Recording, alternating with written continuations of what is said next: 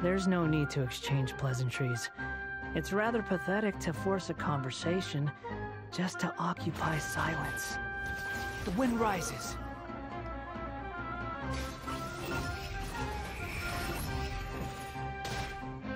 Bow your head!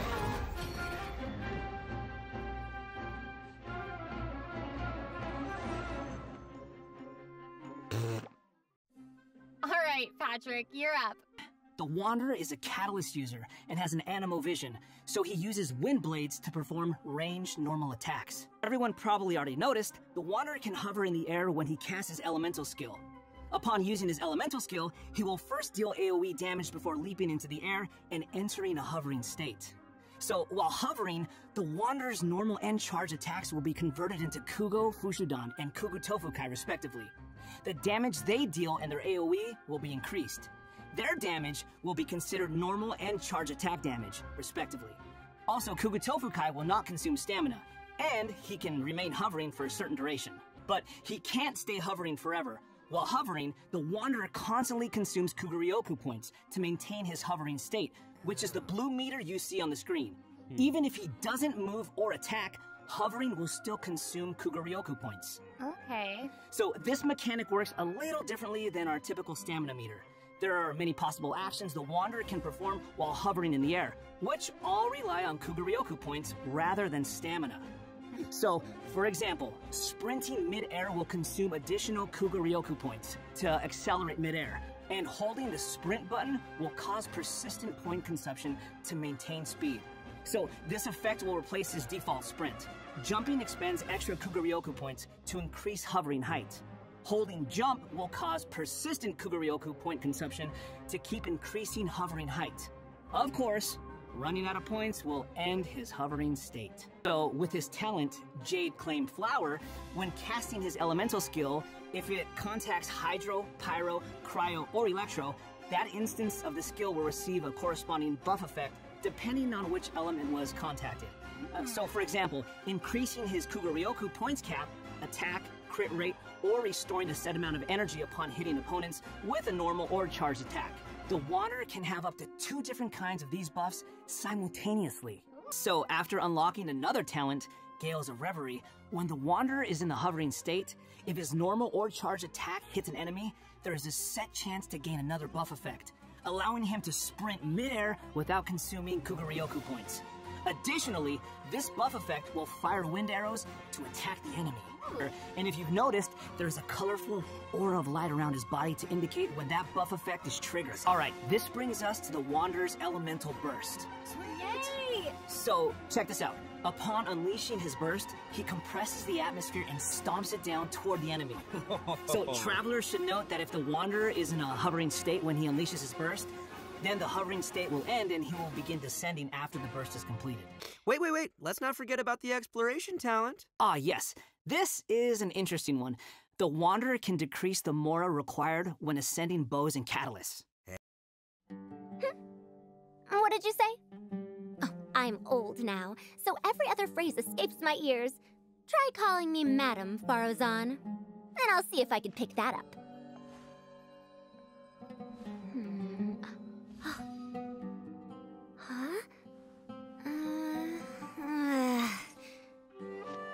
What is it that you would like to learn more about? Different forms of pressure-based puzzle mechanisms?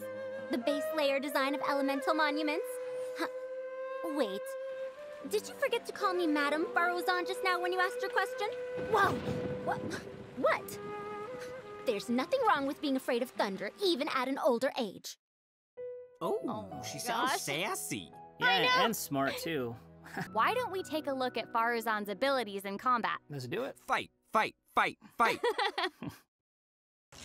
100 years have passed, yet there hasn't been any change to those dumb rules at the academia.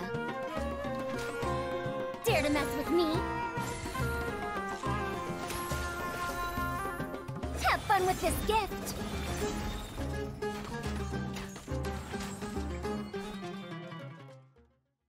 So, Faruzan is an animo character, and she wields a bow as her weapon. Her normal attacks are the usual bow attacks you'd expect from a bow user, so there's not too much to say about that. But her skills are where things get interesting. Her elemental skill deploys a polyhedron that deals damage to enemies. After using her skill, her next aimed shot will become a special attack that creates a vortex, pulling nearby objects and opponents in. Oh, nice. So she can clump enemies together. And there's also another thing about her special charged attack. It will create a vortex effect at its point of impact, and if the attack hits an enemy or ally member, it'll apply a mark and create a vortex after a short delay. After unlocking the talent Impetuous Flow, the time required for fully charging Faruzan's next shot will be reduced, and the arrow will reduce the target enemy's anemo resistance. In her elemental burst, she deploys a dazzling polyhedron and releases a whirlwind pulse. Throughout its duration, the dazzling polyhedron will continuously move along a triangular path. Once it reaches each corner of that triangular path, it will unleash one more whirlwind pulse. When the whirlwind pulse hits opponents, it will decrease their anemo resistance.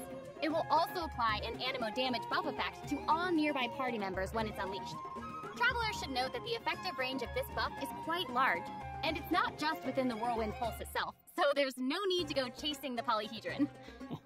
After unlocking her talent, Lost Wisdom of the Seven Caverns, when a team member uses normal, charged, or plunging attacks, elemental skills, or elemental bursts to deal anemo damage to an enemy, the damage will increase based on Faruzan's base attack.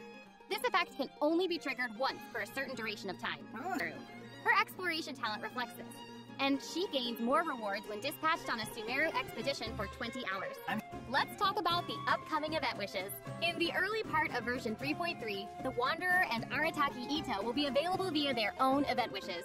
Faruzan will also be making her debut in these event wishes. In the later part of version 3.3, we'll be seeing rerun event wishes for both the Raiden Shogun and Kamisato Ayato. And last but not least, the new 5-star catalyst, Tule Tule's Remembrance, will be appearing in a new weapon event wish. And that's not all. In version 3.3, 2 brand new artifact series will become available. So travelers should be sure to check out the corresponding domain. Woo! More artifacts! All right. I hope travelers will have fun experimenting and trying new combinations with these. Yeah. Okay. The Test of Courage event, and I'm sure plenty of you were wondering about that, so let's start there. Aha! You must be here to participate in the Test of Courage. I can already see a dark aura surrounding the two of you. If you carelessly go running into the event, all it'll take is one little misstep, and the darkness will swallow you up. Some strange and unusual things may occur along the way. If you ever feel you can't handle it, you may withdraw from the event at any time. This is your last chance. I'll count it down. 3, 2, 1. Welcome to the Test of Courage. Enter at your own risk. To successfully clear this event, we'll be facing a series of little tests. Word has it that if you walk around the Test of Courage, you might find yourself encountering a special sort of game. We've already got the rules down, so I'll do a quick introduction. Basically, travelers will have to control a bouncing bar to bounce a ball and use skill ball effects to break as many bricks as possible. During the game, travelers will be able to trigger elemental reactions to break bricks more effectively. We can control the character to move the bar. When the character we're using is either Pyro, Hydro, Cryo, or Electro, the corresponding element will be applied to the bar. The bar will add the element corresponding to your character. Besides triggering reactions the way you just mentioned, if a skill ball is already infused by an element and it hits the bar, it will also trigger a reaction, causing the skill ball to have some additional effects. When preparing your team, you can equip modifiers to receive various buff effects, which will help you successfully clear the challenge. Oh, nice. Also, when there are less than a certain amount of bricks on the board, and the ball lands another hit, the bar will unleash fireworks. Whoa, cool! Yeah! Travelers can utilize this effect to break some bricks that would normally be difficult to hit directly. Also, travelers will have the option of teaming up and playing the event together in co-op mode. The Test of Courage storyline will also contain more challenges. Let's move on to our next event. Okay, so next up, we have a race event called Across the Wilderness. Your objective, collecting balloons. So in this event, each stage will have wilderness balloons scattered all around. Travelers will need to find as many wilderness balloons as possible within the time limit to earn increasingly better rewards. So travelers can also use something called the Wilderness Compass to obtain various buffs, which include enhanced jumping capabilities, increased movement speed, or unlimited stamina, etc. There are 2 different kinds of wilderness balloons in these challenges. The first is harvest balloons, which will increase the overall progress of your search for wilderness balloons. The other kind is sonar balloons, which will cause several harvest balloons to appear around you for a set amount of time. Also, travelers may team up in co-op mode for challenges. Let's move on to our next event. Everyone's favorite game of hide and seek is back with the Windtrace event. And of course, this is going to be another co-op event. Okay, our next event is a combat-based event. This time around, there will be a total of 7 trials with different themes awaiting you in the Misty dungeon. Each has a different leyline disorder, and travelers will have to adjust their teams according to the disorder's effects and the distribution of enemies. There will also be trial characters for you to select from as well. After entering the domain, travelers will need to go and complete 3 challenges to collect ancient runes. After collecting power from 3 ancient runes, we can power up the control array and proceed to the final challenge. Also, throughout the trial, additional benediction mechanisms and challenges will appear. Travelers may choose to interact with these to increase the leyline disorder's effects or revive and heal your team. Travelers should keep in mind that the challenge objective for each trial might be different, so be sure to check the objective and aim for that while proceeding. Last but not least, version 3.3 will also have leyline overflow events. Version 3.3 will also be adding a new permanent game mode called Genius Invocation TCG. Basically, Genius Invocation TCG is a game where you use a constructed deck of cards to duel against an opponent. The objective is to defeat all of your opponent's character cards. That's right. Also, there are many features and mechanics in the game that resonate with Genshin Impact's gameplay, so it shouldn't be too hard for players to get the hang of. Right, I even saw some elemental reactions in the gameplay. Yup, a constructed deck must contain character cards, and as you might expect, these character cards have a normal attack, an elemental skill, and an elemental burst. So when a character card deals elemental damage to an enemy, it will cause them to be affected by that element. Then, you can switch to a character card of a different element and use their abilities to trigger an elemental reaction. Wait, did you guys notice that there are even monster character cards? Can we even make a deck of, like, just the monsters from the game? Oh, in Genius Invocation TCG, all actions require you to spend elemental dice. Each round, both you and your opponent will roll 8 elemental dice. Each of these elemental dice can have any one of 8 elemental attributes. Hold on, but there's only 7 elements in the world of Teyvat. You're right. So, in addition to the 7 standard elements, there's also one called the Omni element. The elemental dice required for a character card to perform an action correspond to the character's element. So, for example, a Pyro character like Diluc needs either Pyro or Omni elemental dice to perform an action. Also, elemental dice can be used to switch characters or play a variety of other cards, such as equipment cards, event cards, and support cards. All these cards create the potential for a variety of strategies. Right. While playing Genius Invocation TCG, travelers can earn player experience, which will increase your player level. As your level increases, you'll be able to challenge more characters and NPCs. By completing challenges, you may earn lucky coins, new cards, or other rewards.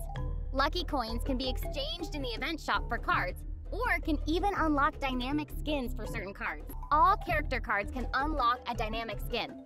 After unlocking that, there'll even be a cool bonus animation whenever you cast that character's elemental burst. Cool. And if you're confident in your TCG skills, you can also invite a friend to duel. After reaching a high enough player level, you'll even unlock a matchmaking mode. So be sure to give it a try. Travelers should note that playing against your friends or other travelers won't count towards any leaderboards or provide any rewards. So you can...